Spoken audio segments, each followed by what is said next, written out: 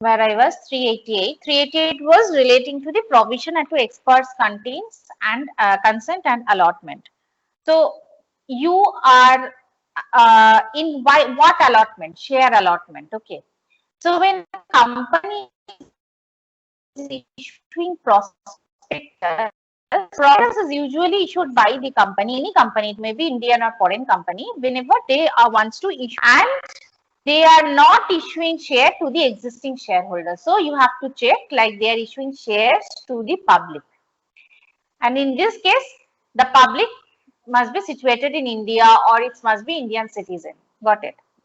Now, these prospectors, whatever prospectus you are preparing, you means a foreign company, this is as per rules and regulation, and whatever is written is true and correct. This full is going to be certified by an expert. Got it? So that it needs to be signed by any expert. Expert means it may be any professional, I can say. So any expert must be certified or authorize this prospectus, so that afterwards, if this prospectus treated as a void,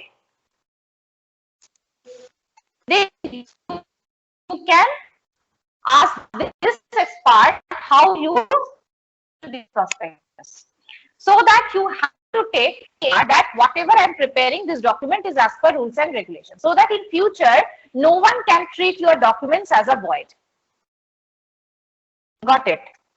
So this is actually as per section 388.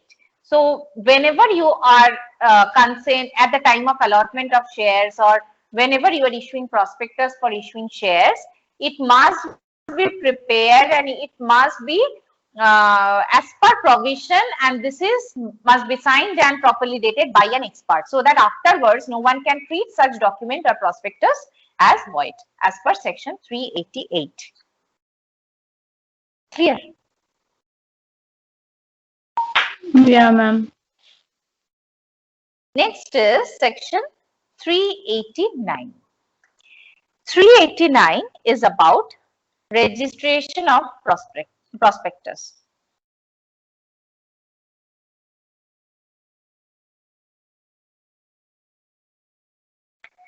Now, whenever you have to, in this prospectus, you have to remember two things.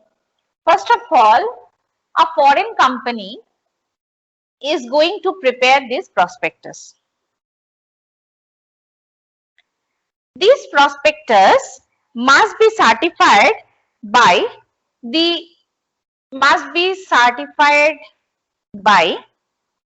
chairperson of the company.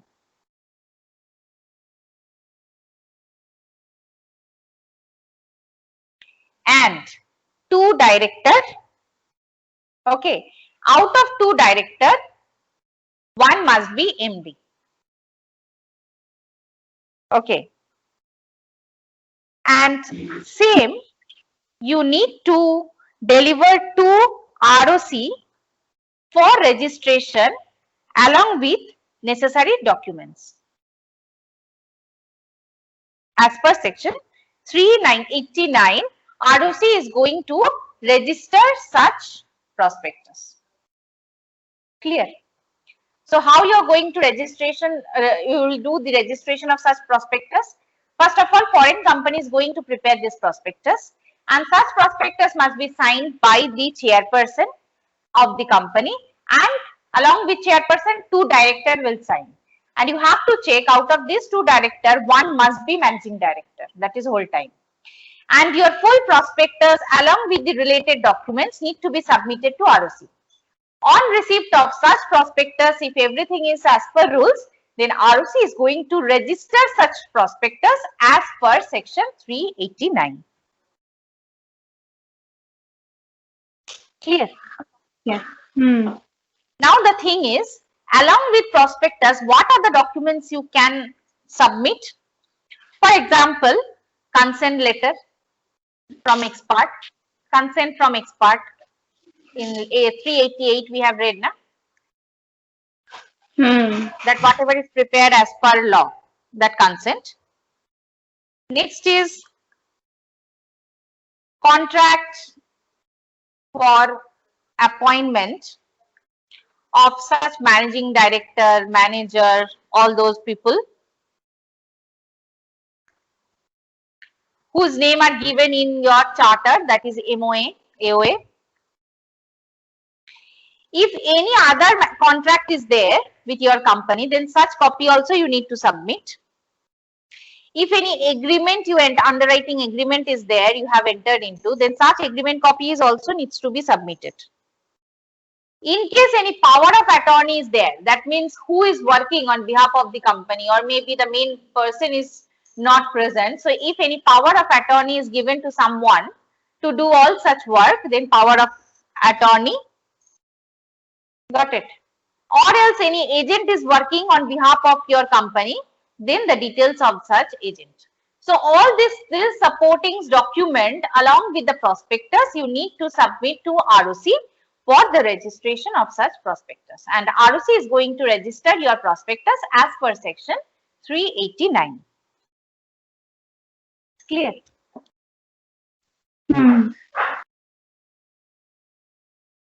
Next is section 390. 390 is about offer of IDR. What do you mean by IDR? Indian Depository Receipt. We already read about depository receipt.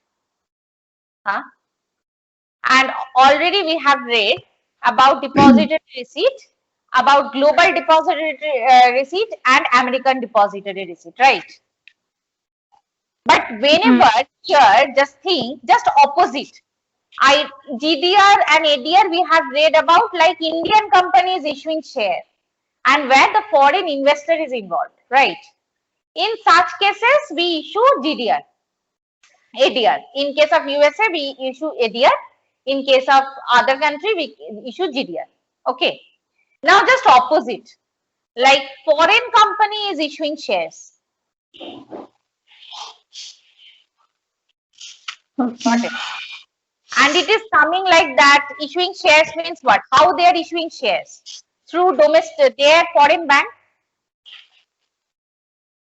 Now, foreign bank will intimate to whom? Our domestic bank, domestic custodian bank.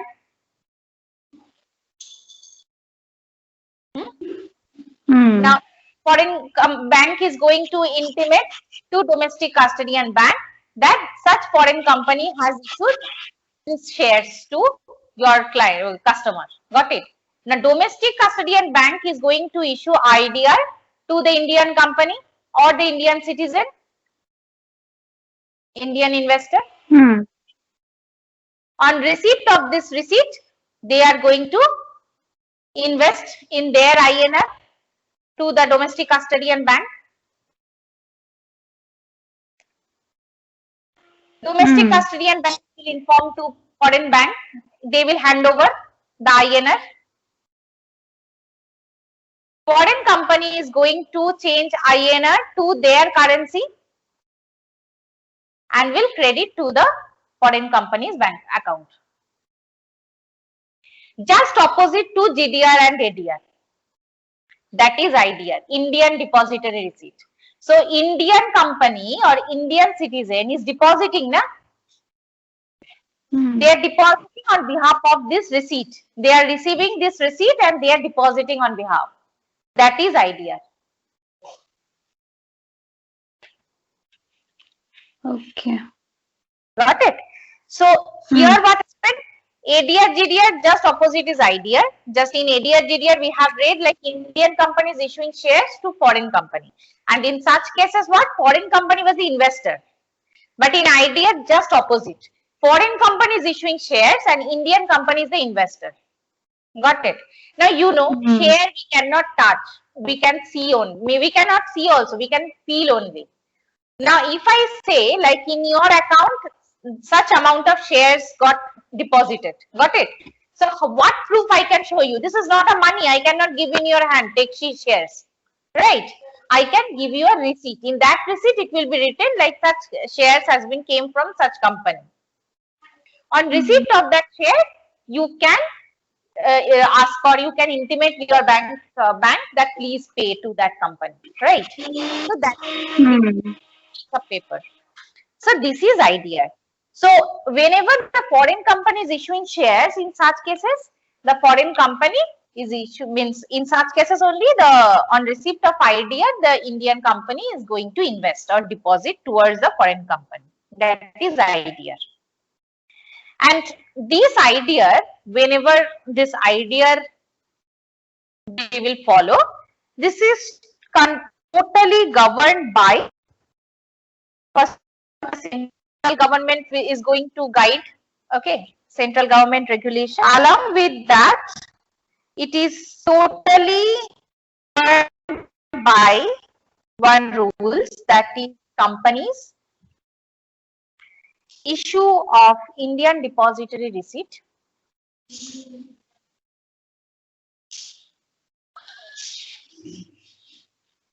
rules 2000. Okay, so here only these two usually controls the Indian company how they are going to invest. Got it?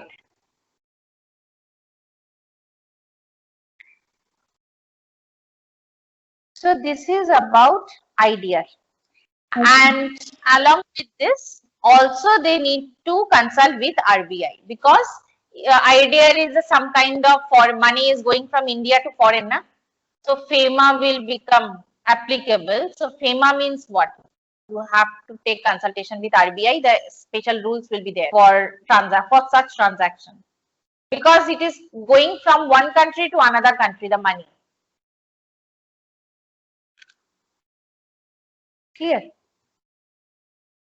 So this is 390. Yeah, ma'am. Next is section 391. As per section 391, they are telling, like, while issuing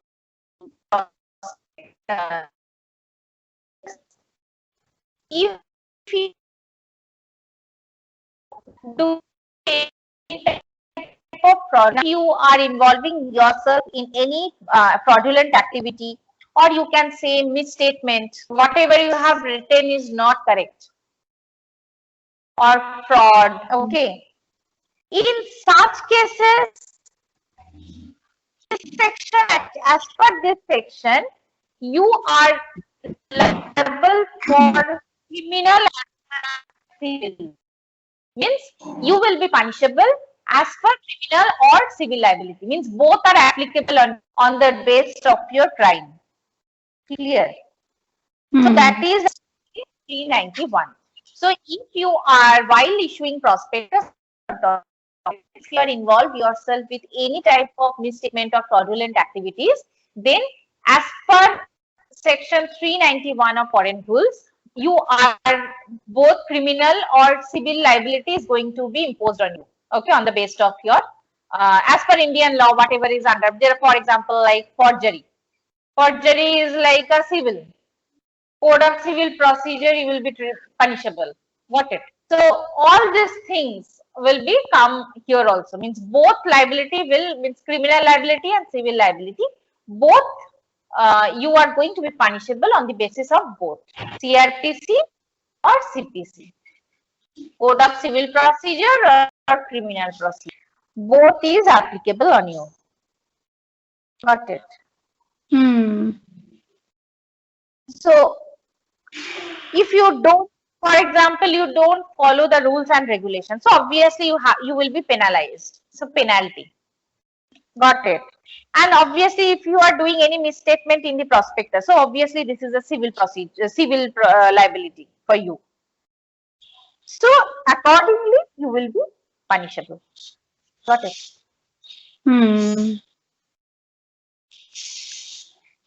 As per section 390 is about punishment for contravention. So contravention means, you know, whatever rules and regulation we have read. Okay, like from where we have started, 379, right? So till now, if you don't follow any section or any provisions of this act, while when you are actually you are a foreign company and while continuing your business, you have not followed a single section. So obviously there will be a payment of rules. Got it. So here what happens? Here also the foreign company shall be punishable. First of all, for every punishment. First of all, such company will be punishable. Fine, minimum 1 lakh, maximum 3 lakh. Okay. And if your in case continuing offense, that means if your offenses, you are continuing your offense, that means you have not filed anything and you have not filed anything along with additional fee also or along with fine also. Then what happened? Whenever the date will expire, we called it as a continuing offense. So during that time, what happened? 50,000 per day they will add along with this. 50,000 per day they will add for continuing offense until and unless you are doing everything correctly. Got it? And along with that, they will search that officer in default. Who is that person behind all this default? And such officer in default, first of all, will be there in punishable with an imprisonment. For example, think he will be in jail maximum 1 month. And fine is minimum 25,000, maximum 5 lakh, or both. Depends on crime. Got it? So if you don't follow all this section, this is the punishment they have said. For the company, they have fined minimum 1 lakh, maximum 3 lakhs. If they don't pay the penalty or fine amount also, then last day of fine payments, the date of paying the fine. If they don't file it or if they don't pay it, then additional day, in each day they are going to 50,000 is going to add along with that fine. So maximum 3 lakh will be there. Along with 3 lakh every day until and unless they are paying the fine amount, 50,000 they will add it. And for continuing offense. And the person who is behind all of this, for him maximum 1 month jail and fine minimum 25k and maximum 5 lakh from his pocket, or both, depends on the crime. Got it? And lastly, section 393 is about if your company, that means your foreign company, is failure to comply with the provision of this chapter, then it's not going to affect the validity of contract. Okay. Validity of contract. So what does that mean? Like if your foreign company entered into contract, right? They have in their business tenure, they have entered into contracts, agreements, lot of contracts, and they have entered into with contracts and agreement with third parties, right? Now, in case afterwards, if they fail to comply with the provision of this chapter, for example, whatever we have read till 392, whatever compliance they need to fulfill, if they fail to fulfill, or if they did any type of contravention, got it? Then what they need to pay the fine. They will be punishable. But such fine punishment is not going to means affect this validity of contract or agreement. This will be active or this will be valid. Got it? So whether they are going to pay the fine or not, if they fail to pay the fine, if they contravene anything in future, that is not going to affect their existing contracts or agreement. That's what it is written in 393. So as per section 393, what if once they enter into any contract or agreement, that will valid till lifetime. That will remain valid till lifetime. Okay. Whether they are contravening any section or rules or regulation or not, that is not going to affect this contract, existing contracts or agreement as per section 393. Clear? Okay. This is what your full company, that is company incorporated outside India.